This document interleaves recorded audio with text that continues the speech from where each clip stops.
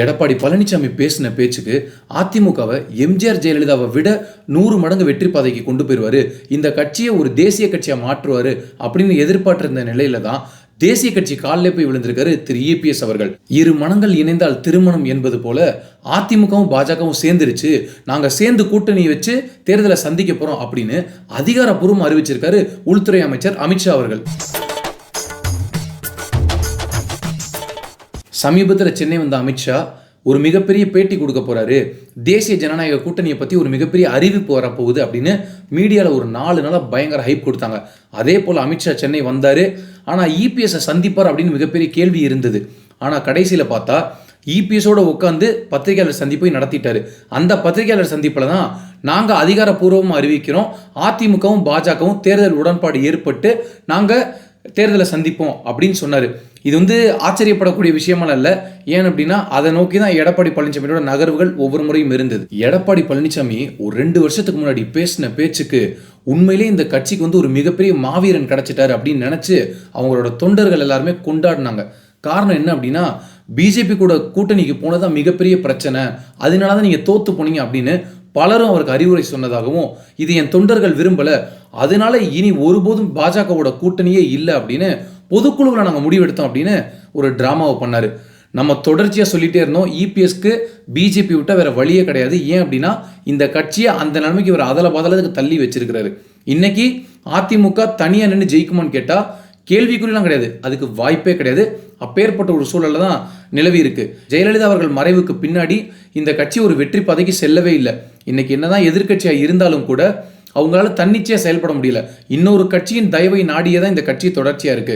இதுக்கு முழுக்க முழுக்க காரணம் இன்னைக்கு பொதுச் செயலாளர்னு தன்னை கிளைம் பண்ணிக்கக்கூடிய திரு எடப்பாடி பழனிசாமி தான். இப்போ அதிமுக கூட்டணி கண்டிப்பாக தேவை. காரணம் என்ன அப்படின்னா, அவங்களுடைய தொண்டர்களுக்காகவும் கட்சி நிர்வாகிகளுக்காகவும் இந்த கட்சி கூட்டணிக்கு போகணும். அதில் எந்த விதமான மாற்று கருத்தும் இல்லை.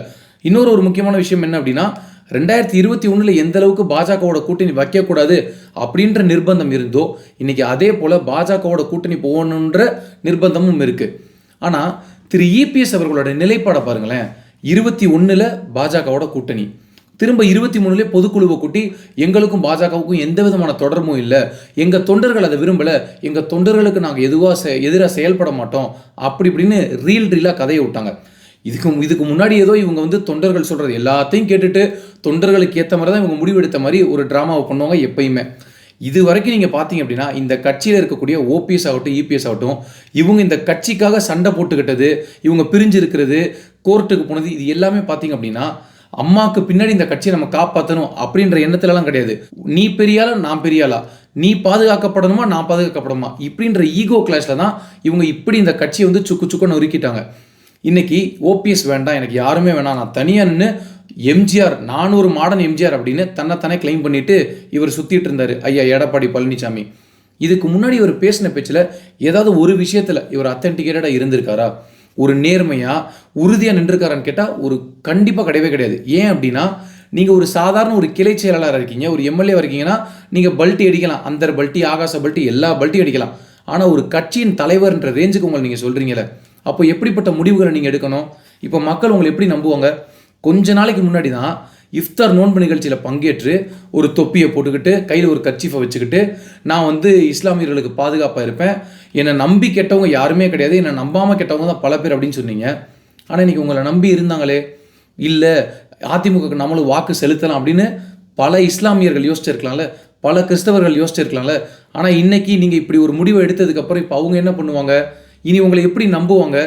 இதில் ஒரு ரொம்ப பெருமையாக சொன்னார், டெல்லிக்கு போகிறப்ப எதுக்காக ஐயா போகிறீங்க அப்படின்னு கேட்டப்ப, நான் மக்களின் பிரச்சனையை கொண்டு போய் அங்கே சொல்ல போகிறேன், என்னால் தாங்க முடியலை, மக்கள் ரொம்ப கஷ்டப்படுறாங்க, எப்படியாவது மக்களுக்கு ஒரு நல்ல விஷயத்தை நடத்தணும் அப்படின்னு சொல்லி நான் போய் அமித்ஷாட்ட வலியுறுத்தினேன் அப்படின்னு காதில் பூ சுத்தினார். அப்போவே மீடியா ஃபுல்லாக பேசினாங்க, இல்லை இவர் போய் கூட்டணி சம்மந்தமாக தான் பேசிட்டு வந்தார் அப்படின்னு. அதுக்கு என்ன சொன்னார்? ஏங்க கூட்டணிக்கு இன்னும் 1 வருஷ காலம் இருக்குங்க, இப்போயே முடிவெடுப்பாங்களா அப்படின்னு கேட்டார். ஆனால் இன்னைக்கு இவர் உட்காந்துருந்த ஒரு துணி இருக்கு இல்லையா ஐயா அமித்ஷா பக்கத்தில், உண்மையிலேயே அதிமுக தொண்டர்கள் எல்லாரும் வெக்கி தலை குனியணும்.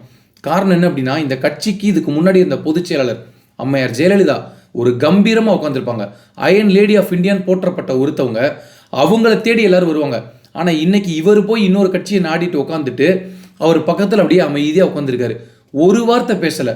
ஃபுல்லாக அமித்ஷா பேசுகிறாரு, இவர் அப்படியே அமைதியாக வாயை மூடிட்டு உட்காந்துருந்தாரு. அப்போது பத்திரிகையாளர்கள் கேள்வி எழுப்புறாங்க அமித்ஷாவை நோக்கி. என்ன கேட்குறாங்க, அதிமுக உங்களை நிர்பந்தப்படுத்துச்சா, அதனால தான் நீங்கள் அண்ணாமலையை மாற்றுனீங்களா அப்படின்னு கேட்குறாங்க. அவர் அதுக்கு ஒரு மலுப்பலான பதில் சொன்னார், இப்பயும் கூட அண்ணாமலை தான் வந்து தலைவர், அதனால் நீங்கள் அப்படிலாம் சொல்ல வேணாம் அப்படின்னு. அப்போ எடப்பாடி பழனிசாமியோட முகத்தை நீங்கள் பார்க்கணும், ஒரு பயம், ஒரு நடுக்கம், ஒரு கோபம், ஒரு விரக்தி எல்லாமே கலந்துருந்தது. இப்போ நமக்கு என்ன தோணுது அப்படின்னா, நீங்கள் உண்மையிலே ஒரு நேர்மையான அரசியல் பண்ணி எந்த விதமான வழக்குகளையும் சிக்காமல் உங்கள் மேலே எந்த விதமான ஊழல் குற்றச்சாட்டும் இல்லாமல் கரைபடியாமல் இருந்திருந்தீங்க அப்படின்னா நீங்கள் எதற்காக இன்னொரு கட்சியை நாடி போகணும்? அந்த தேவை உங்களுக்கு இருக்குமா? நீங்கள் தப்பு பண்ணிட்டதுக்கப்புறம் எல்லா அரசியல்வாதிகளுக்கும் இதுதான் பிரச்சனை. தப்பு பண்ணிட்டா ஒரு இடத்துல நீங்கள் தலைகுனி நிற்க வேண்டிய தேவை வந்துடும். அதுதான் இப்போ உங்களுக்கும் நடந்திருக்கு. நீங்கள் யாராவது ஒருத்தர் ஒரு அரசியல்வாதியாக இருக்கீங்களா, உங்களை வந்து நம்ம அவ்வளோ எளிதாக கடந்து போயிடலாம். ஆனால் நீங்கள் ஒரு கட்சியின் பொதுச் செயலாளர், இன்றைக்கி எதிர்கட்சின்னு சொல்லக்கூடிய ஒரு பாரம்பரியம் மிக்க ஒரு கட்சி. எம்ஜிஆர் எதுக்காக இந்த கட்சியை துவங்கினார்? திமுக எதிர்ப்பு. அந்த ஒரு காரணத்தில் தான் அவர் துவங்கினார். ஆனால் இன்னைக்கு உண்மையிலேயே மனசாட்சியை தொட்டு ஒவ்வொரு அதிமுக தொண்டர்களும் நினச்சி பார்க்கட்டும், அந்த கட்சியின் தலைவர் ஐயா எடப்பாடி பழனிசாமி திமுக எதிர்ப்பில் உறுதியாக இருக்கிறாரா? பிஜேபியை கடுமையாக நாங்கள் எதிர்ப்போம், நாங்கள் விடவே மாட்டோம், இது வரைக்கும் அமித்ஷான்ற பேரை சொன்னது கிடையாது, மோடின்ற பேரை சொன்னது கிடையாது. அப்போ உங்களுக்கு அந்த குவாலிட்டியே கிடையாது. நம்ம மீண்டும் மீண்டும் சொல்வது போல இன்னைக்கு 100% அதிமுக கூட்டணி தேவை. ஆனால் அந்த கூட்டணி எப்படிப்பட்ட கூட்டணியாக இருக்கணும்?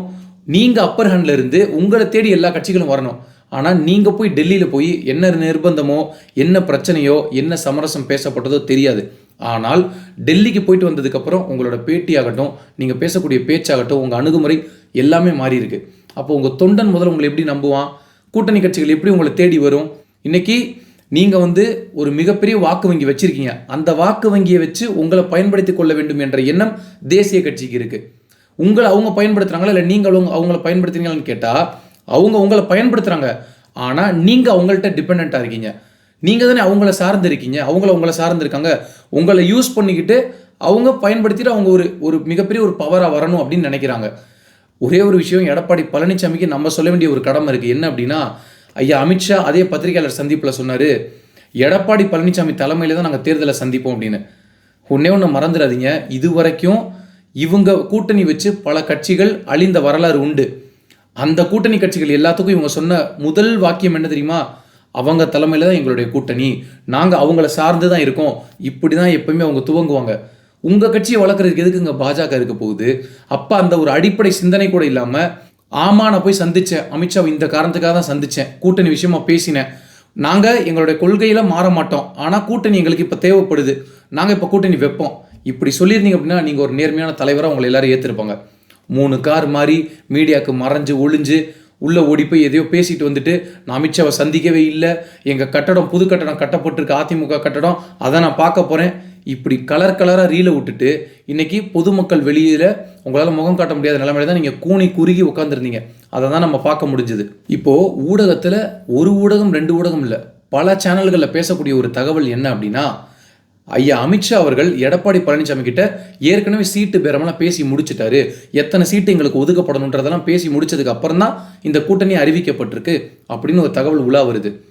அதில் நமக்கு மிகப்பெரிய ஒரு ஆச்சரியமான அதிர்ச்சியான ஒரு தகவல் என்ன அப்படின்னா, அமித்ஷா அவர்கள் கூட்டணி கட்சிகளுக்கும் எங்கள்கிட்ட நீங்கள் சேர்த்து சீட்டை கொடுத்துருங்க, நாங்கள் பார்த்துக்குறோம், நீங்கள் 134 சீட் எடுத்துக்கோங்க, கிட்டத்தட்ட 100 சீட் வரைக்கும் எங்களுக்கு கொடுத்துருங்க, இதை நாங்கள் பிரித்து பாஜக, டிடிவி தினகரன், ஓபிஎஸ், அதுக்கப்புறம் ஜிகே வாசன், இப்படி பல்வேறு கட்சிகளுக்கு நாங்கள் பிரித்து கொடுத்துக்கிறோம், நீங்கள் அதில் தலையிடாதீங்க, எல்லாரையும் காம்ப்ரமைஸ் பண்ணி நாங்கள் வந்து எல்லாரும் மனசும் திருப்தி அடைகிற அளவுக்கு நாங்கள் கூட்டணிக்கு சீட் ஷேர் பண்ணிடுறோம் அப்படின்னு சொன்னதாக ஒரு தகவல் இருக்குது. இது பொய்யா இருக்கணுன்றத நம்மளுடைய விருப்பம். ஏன்னா அவ்வளவு சீட் வந்து கொடுக்குற அளவுக்கு எடப்பாடி பழனிசாமியோட தலைமையில் இருக்கக்கூடிய கட்சி வந்து ஒரு சாதாரண கட்சி கிடையாது. அம்மையார் ஜெயலலிதா வளர்த்தெடுத்த ஒரு கட்சி அது. அதனால் அந்த கட்சிக்கு அப்படி ஒரு நிலைமை வர்றது யாரும் விரும்ப மாட்டாங்க. ஆனால் ஒருவேளை அது உண்மையாக இருக்கும் பட்சத்தில் அப்போ இந்த கட்சி எந்த அளவுக்கு கீழே இறங்கிருச்சு அப்படின்றத மக்கள் தான் சிந்திக்கணும். ஏன்னா அதிமுக தொண்டர்கள் வந்து எப்பயுமே ஒரு உற்சாகமாக இருக்கக்கூடிய ஒரு முக்கிய காரணம் என்ன அப்படின்னா, அவங்க கட்சியின் தலைவர்கள் எப்பயுமே கம்பீரமாக இருப்பாங்க அப்படின்ற ஒரு பாயிண்ட் இருக்குது. ஆனால் இன்றைக்கி எடப்பாடி பழனிசாமி இப்படி 100 சீட் அமித்ஷா கேட்குற அளவுக்கு இந்த கட்சி போனதுக்கு முக்கிய முழு காரணம் ஐயா எடப்பாடி பழனிசாமி. அவருக்கு பின்னாடி பேக் போனாக இருந்து சப்போர்ட் பண்ணுறது ஜெயக்குமார், முனுசாமி, அதுக்கப்புறம் இந்த எஸ்பி வேலுமணி, தங்கமணி, இது போன்ற நபர்கள் தான்.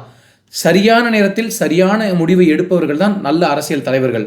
ஆனால் இவங்க எல்லாருமே தப்பான நேரத்தில் தப்பான முடிவுகளை எடுப்பாங்க. அதுதான் அதிமுக 2016க்கு அப்புறம் சந்திக்கக்கூடிய மிகப்பெரிய விளைவாக இருக்குது.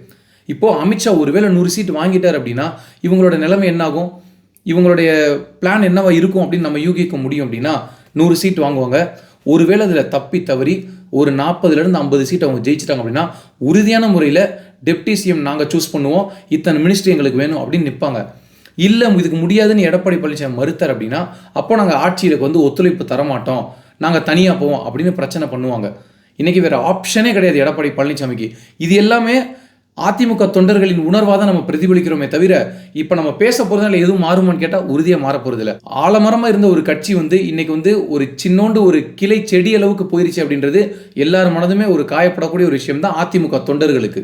கடந்த கால நிகழ்வுகள், தான் செய்த தவறுகள், இவை அனைத்தையும் அலசி ஆராய்ந்து பார்த்து இனியாவது சரியான முடிவுகளை எடுத்து சரியான நகர்வுகளை எடப்பாடி பழனிசாமி நகர்த்துவாரா என்பதை பொறுத்திருந்து பார்ப்போம்.